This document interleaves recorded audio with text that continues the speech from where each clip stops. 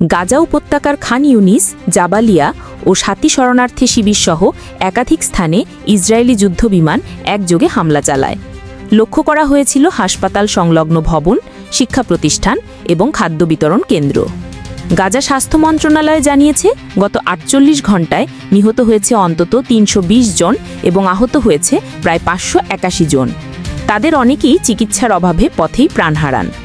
জাতিসংঘের ফিলিস্তিনি শরণার্থী সংস্থা উদ্বেগ প্রকাশ করে জানিয়েছে, গাজায় মানবিক পরিস্থিতি ক্রমেই ভয়াবহ আকার নিচ্ছে।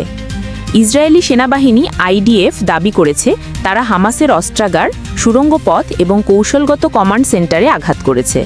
তাদের ভাষ্যমতে এটি একটি সন্ত্রাসবাদ বিরোধী অপারেশন। তবে বাস্তবে বহু বেসামরিক মানুষ এবং আশ্রয়কেন্দ্র ক্ষতিগ্রস্ত হয়েছে। কাতার, মিশর ও যুক্তরাষ্ট্রের মধ্যস্থতায় একটি সম্ভাব্য ৬০ দিনের যুদ্ধবিরতির প্রস্তাব আলোচনাধীন রয়েছে।